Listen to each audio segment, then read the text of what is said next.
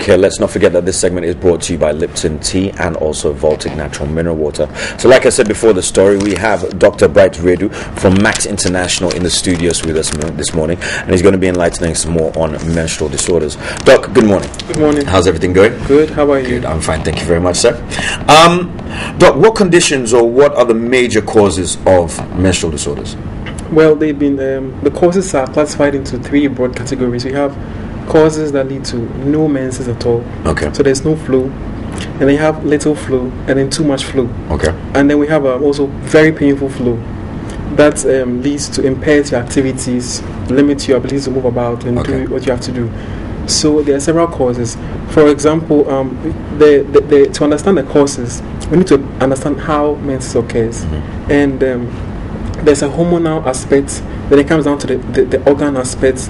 Okay, so the hormones come from the brain, releases substances that go to let the ovaries produce hormones which regulates the uterus. Okay. For the uterus lining to either grow or shed off. Okay. So this is cyclical. I'm trying to make it as simple as possible. Yes.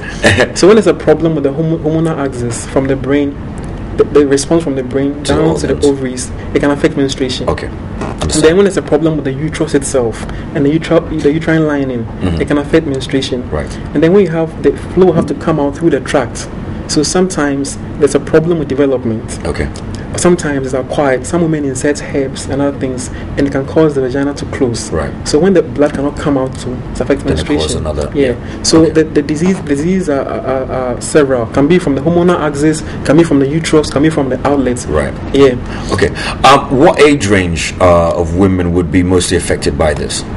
Well, all women, menstrual disorders are broad. Okay. So we have the no menses, little menses, too much menses, and painful menses. So all women who are in the reproductive group will be affected. Okay, so as soon as they hit puberty, basically. Yes, can be affected by menstrual disorders. But the kind of disorder then is prone to particular age groups. For example, those who are just achieving menarche are starting to menstruate. Those are the ones who suffer from the no menses, because if they have a problem that is with the organs. For example, some of them may not have a uterus. Some of them may have ovarian problems. Some of them may not have the lower tract forming, so they will not see their menses. Right. Yes, and then some of them too may be in the sexually active age where they have PID infections. Some of them may have had previous abortions, and all these things can affect menstruation and lead to problems here. Okay. And how true is it that contraceptives actually cause certain menstrual disorders? Yeah, contraceptives, because most of them are hormones. The hormonal contraceptives. Right. They upset or they upset the balance and can lead to amenorrhea. For example, classical one is Depo-Provera, the 3 monthly injections that we give. Yes. When you stop, it takes about 6 to 9 months for your cycle to come. Yeah, and so during that period, you don't have menses, and sometimes it can go on for a while, and we may have to reset it for you. Right. Yeah. Okay. I mean, in regards to the contraceptives as well, we were talking about a little bit about the imbalance. For instance, I know that there are certain medications or sometimes herbal remedies that may have certain amounts of hormones in them, which might not be particularly, advantageous to the female body. Is that correct? Well, they've implicated a lot of substances, even including some toxins and pesticides and all these things that lead to a lot of some hormones being produced in the body. We also have things like warfarin, aspirin, they can lead to too much bleeding. So those are like blood thinners. Yes, lead to too much bleeding. So there are so many medications and stuff that can interfere at different levels, from the hormonal aspect to the tissue aspect to the are these or these disorders, when they come about, do they tend to be permanent, or is it something that can be managed or worked away? It depends. If there's a congenital problem with the structure, some of them have got 2 uteruses. Okay, some of them have got fibroids. Right. Yeah, that can lead to too much bleeding. So these things will remain. The problem will persist until the underlying cause has been treated. Okay. So it depends. And some of them too may have, the problems were born with the problem. So until these are addressed, some of them don't have. Some of them, for example, the hymen. The hymen is not perforated. So there's a small hole in the hymen to allow for the blood to come out. And when that happens, the blood stays behind the hymen. Okay. So they don't see their menses. So it depends. It depends on the exact cause. Okay. A lot of studies have been done, and obviously it can be quite painful for anybody who's going through menstruation. What can be done to manage the pain? Talking about dysmenorrhea, that's when they have very painful menstruation that impairs the activity. There's treatment. We use NSAIDs. NSAIDs are non-steroidal anti-inflammatory drugs. For example, aspirin. You know aspirin, yes. Brufen, yes. diclofenac, naproxen. Yes, we use these ones. That's because the mechanism of which by which the pain occurs, we can break that with the NSAIDs. Sometimes we give antispasmodics to relieve the spasm that they have. Yes. And then that does it. That does it usually. Sometimes they take the time the menses and take the NSAIDs before the onset of menstruation. Sometimes it's so bad that they don't respond to these conventional therapies, so they may need to go on contraceptives. Okay. So that there's no menses and there's no pain. Right. Okay. Understandable. A lot of emotional support comes in. Okay. So what about ovulation then? Is it affected by that? Ovulation is when the female releases the egg.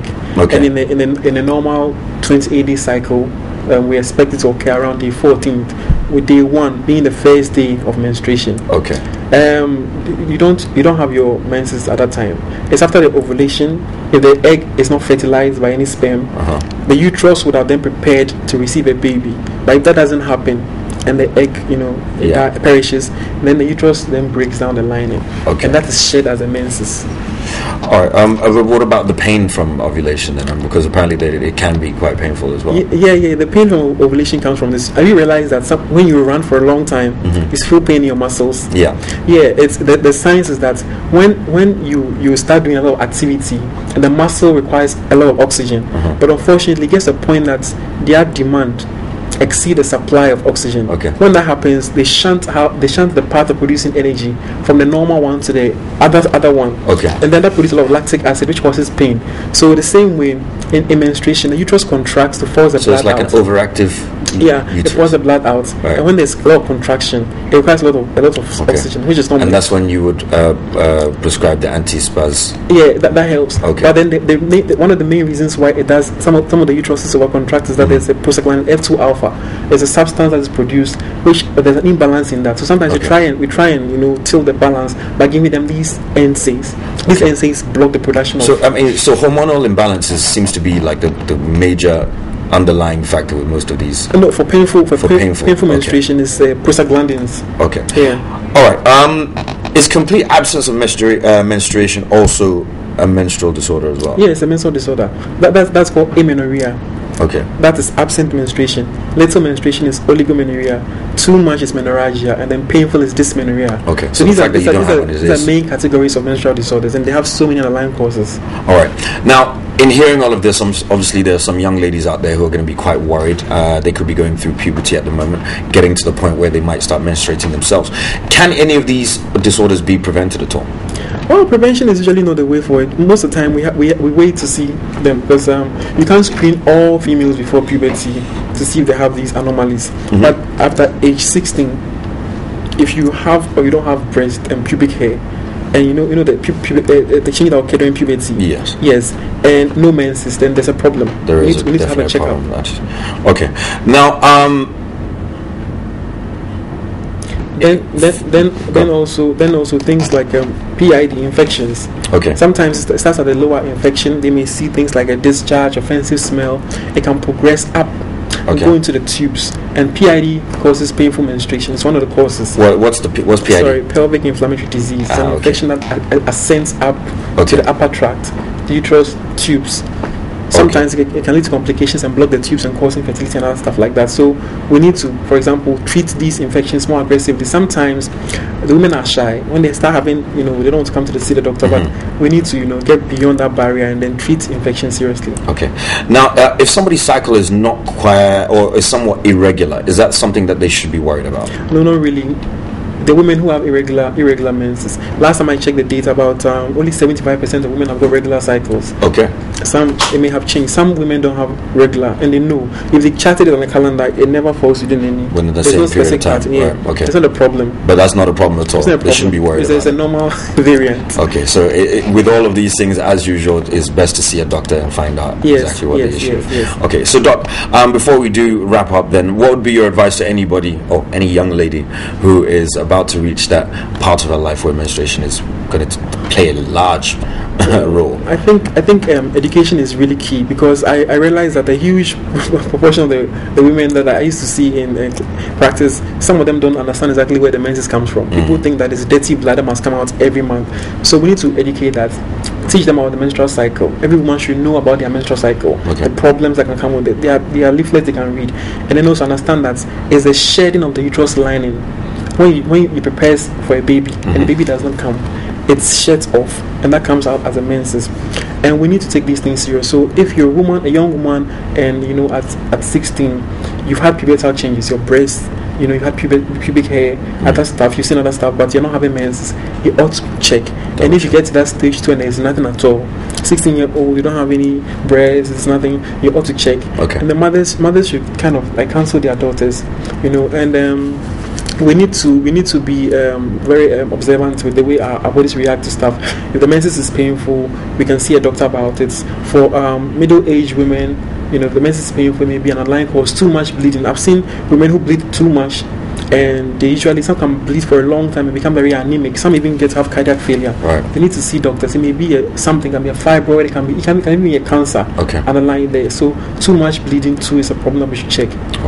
Doc, I'm going to put you on pause for a moment. We're going to go over to Kevin in the other studio and find out what people are saying on social media about this particular issue. Kevin? How much do you know about menstrual disorders? And we have some comments coming in. Let's quickly go ahead and take some number. Patrick is saying it is an irregular condition in a woman's menstrual cycle. Adam Methical is saying it makes some ladies cry.